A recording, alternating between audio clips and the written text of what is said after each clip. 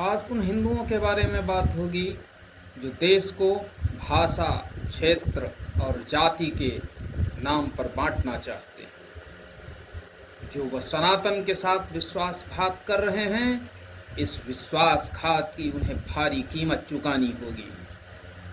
और जब जब किसी ने भी अपने धर्म, अपनी जाति, अपने क्षेत्र, अपने एक संगठित भूभाग के साथ विश्वासघात किया है, अपने स्वार्थ को ध्यान में रख करके, तब उन लोगों को उसकी भारी कीमत चुकानी पड़ी। आज हम देखते हैं कि भाषा के नाम पर विदेश फैलाने का काम हो रहा है, जाति के नाम पर विदेश फैलाने का काम हो रहा है, और ये वही लोग काम कर रहे हैं जिन लोगों को एक वर्ग विशेष का संरक्षण प्राप्त है। एक वर्ग विशेष के द्वारा उन्हें पहले से ये बता दिया गया है कि 20% आबादी तुम्हारे साथ है, और अगर तुम इस तरह से हिंदुओं को विभाजित कर दोगे तो स्वाभाविक है कि तुम सत्ता में आ जाओगे।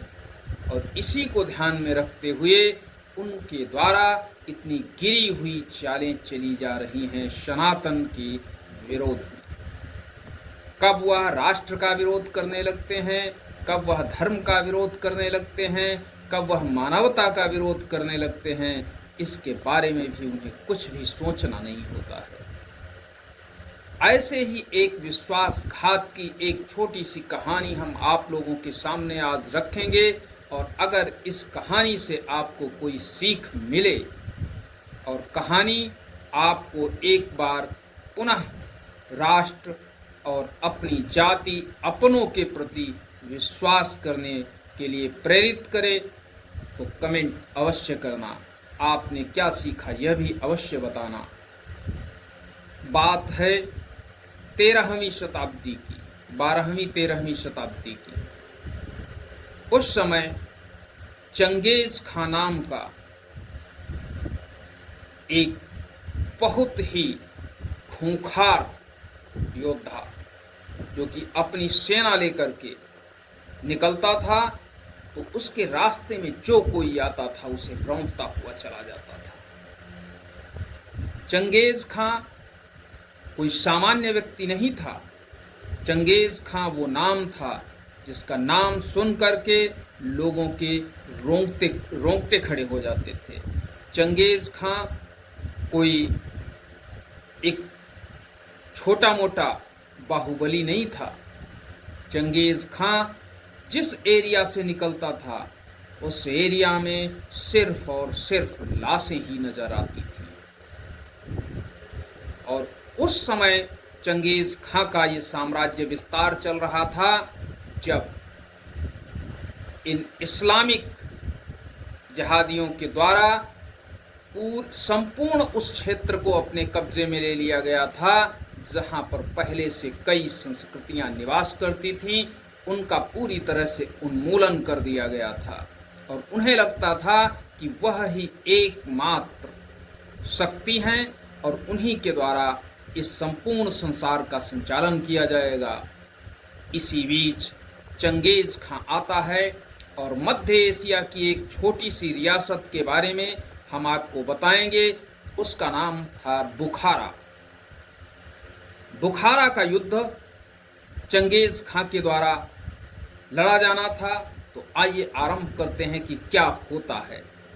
बुखारा बहुत ही एक धनाढ्य प्रदेश था। जो राजधानी थी वो एक व्यापारिक केंद्र थी।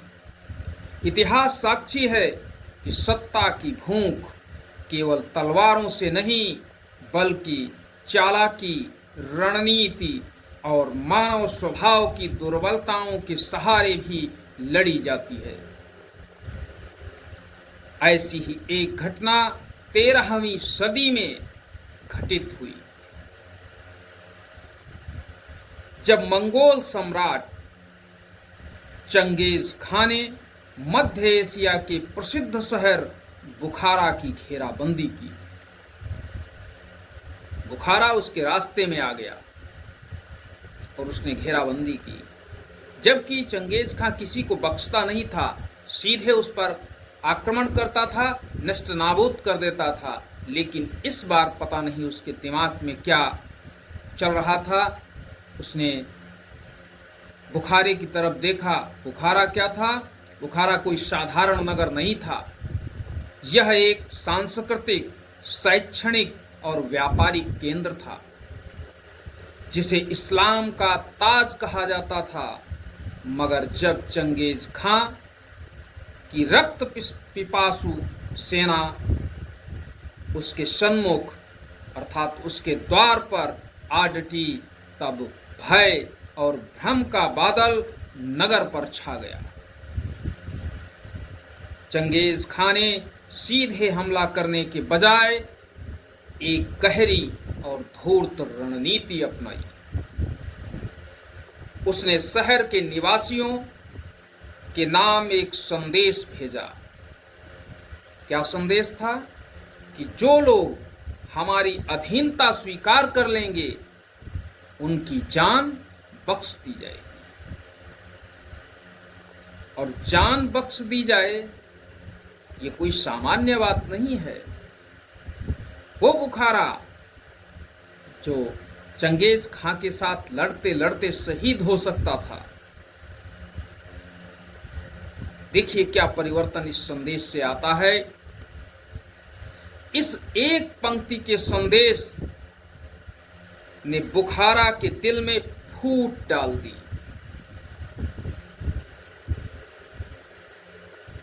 नगर के निवासी दो धड़ों में बट गए, दो धड़े हो गए उनके।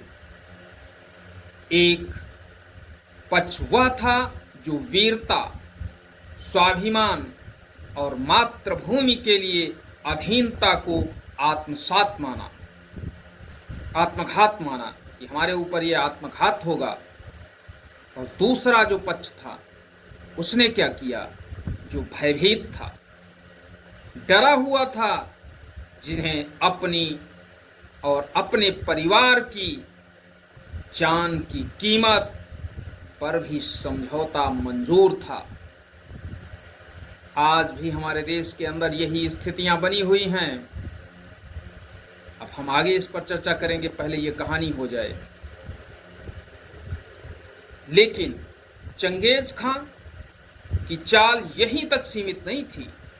दो धड़ों में बढ़ चुका था शहर, लेकिन चंगेज खां यहीं तक सीमित नहीं था। उसने क्या किया? और अपने ही उन भाई उसने क्या किया? उसने उन लोगों को एक और संदेश भेजा। क्या किया? एक और संदेश भेजा। और उस संदेश में उसने कहा कि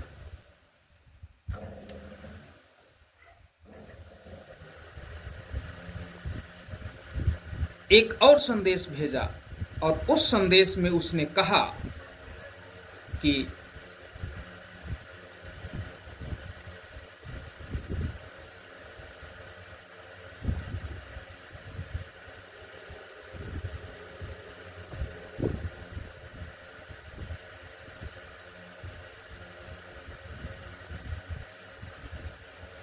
उसने एक और संदेश भेजा और उस संदेश में उसने कहा कि जिन्होंने हमारी अधीनता स्वीकार की थी, उनके नाम ये संदेश है। यदि तुम हमारी सेना का साथ दो और अपने ही उन भाइयों के विरुद्ध युद्ध करो जो हमारा विरोध कर रहे हैं, और हम तुम्हें शहर लौटा देंगे। तुम्हारी जान तो बख्श ही देंगे, तुम्हें ये शहर भी लौटा देंगे। बुखारा पर तुम राज्य करोगे। देखिए क्या स्थिति होगी। लालच और स्वार्थ ने इतिहास की एक और शर्मनाक करवट ली। अपने ही नगरवासियों के विरुद्ध हथियार उठाने को तैयार हो गए वे लोग जिन्हें चंगेज खां का साथ जिनके द्वारा चंगेज खां का साथ चुना गया था। और फिर बुखारा की पवित्र भूमि पर वह कलंकित युद्ध हुआ जिसमें भाइयों ने भाइयों को काट डाला, रक्त बहा, दीवारें रोईं और सभ्यता कराह उठी। आखिरकार चंगेज समर्थक विजयी हो गए और विजयी होने के बाद वे सोचने लगे कि अब उन्हें अपने शहर पर अधिकार मिल जाएगा। लेकिन जो हुआ उसने उनके पैरों तले जमीन खिसका दी। ऐसा क्या हुआ? जैसे ही युद्ध समाप्त हुआ, चंगेज खां की सेनाओं ने उन्हीं वफादारों पर हमला बोल दिया जिन्होंने अपने ही भाइयों की हत्या करने के बाद चंगेज खां का साथ प्राप्त करने के लिए उसके पास आए थे। सब मारे गए, एक भी उसमें से जीवित नहीं बचा। खून की नदियां बहीं, एक रक्त रंजित सन्नाटा बुखारा की हवाओं में भर गया। चंगेज खां ने विजय के बाद जब अपने सेनापतियों से बात की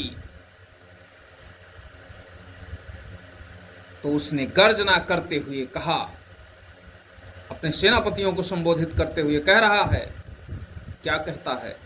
गौर से सुनना हिंदुस्तान के लोगों, ये लाइन तुम्हारे लिए बहुत ही आवश्यक है।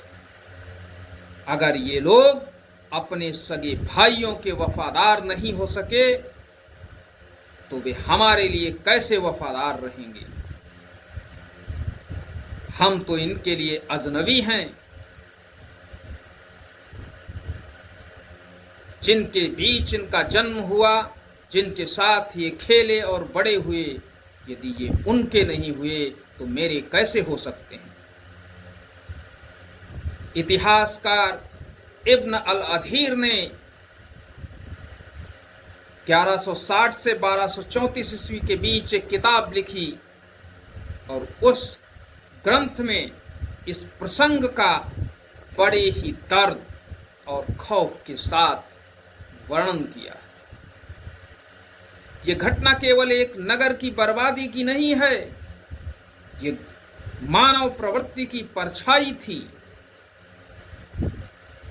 जहां भय, लोभ और आत्मरक्षा के नाम पर लोग अपना ही खून बहाने से नहीं हिचके। ये कहानी आज भी हमें ये सिखाती है कि जो लोग दूसरों को धोखा देकर ऊपर उठते हैं वे कभी सुरक्षित नहीं रहते और विश्वासघात का पुरस्कार हमेशा विनाश ही होता है। और आज के भारतीय नेताओं को सीख लेनी होगी अपने इतिहास से, अपने अतीत से, कि जिसने भी देश के साथ गद्दारी की, जिसने भी अपने क्षणिक स्वार्थ के लिए देश के साथ विश्वासघात किया,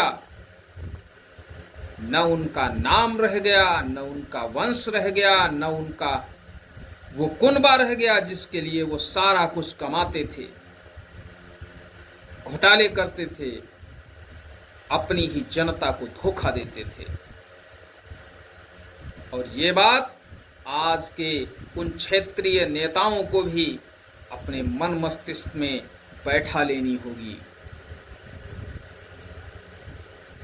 उत्तर प्रदेश में एक राष्ट्रवादी दल को कुछ सीटें क्या कम मिली, जनता बहक चुकी थी। उसको ये समझ में नहीं आता था कि मुझे किस तरह से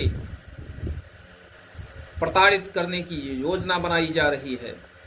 और उसके तुरंत बाद ही वक्फ बिल का सहयोग होने लगा। क्या किसी सनातनी के सार्वजनिक कार्यों का समर्थन हुआ? उनके उन मंदिरों का कभी समर्थन हुआ जो मंदिर 500-700 साल पहले से टूटे हुए हैं,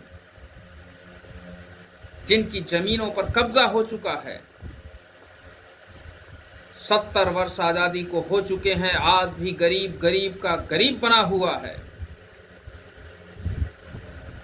शिक्षा की उन्नति के नाम पर शिक्षा का इस तरह से बाजारीकरण किया गया कि डिग्री तो सबके हाथ में हो गई, लेकिन शिक्षा नाम की कोई चीज उनके पास नहीं है।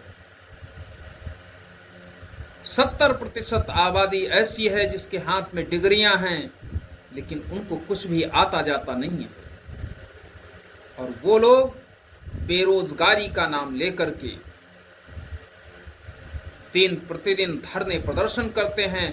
और इन धरनों में होता क्या है, सरकारी संपत्तियों को हानि पहुंचाई जाती है। अरे अगर मेरा स्वार्थ सिद्ध नहीं हो रहा है तो क्या मैं सरकारी संपत्ति को हानि पहुंचाऊंगा? संपूर्ण मानवता को हानि पहुंचाने का कार्य करूंगा? सबको विचार करने की आवश्यकता है इन विषयों पर। अपने बच्चों को ऐसी कहानियां अवश्य बताएं कि उनके अंदर इन विश्वासघातियों के लिए नफरत पैदा हो, देश प्रेम हो उनके अंदर, और भारत के सपूत बनकर भारत का मान संपूर्ण जगत में बढ़ाएं। आशा करता हूं आप सब अपने बच्चों को ऐसी ही शिक्षा देंगे जिससे कि उनमें राष्ट्रभक्ति की भावना अत्यंत ही बलवती हो जाएगी। मिलते हैं अगले दिन अगली एक नए टॉपिक के साथ। वीडियो यदि पसंद आई हो तो इसको लाइक करें, चैनल को सब्सक्राइब करें, साथ ही साथ शेयर करें। जय हिंद, जय भारत, नमस्कार।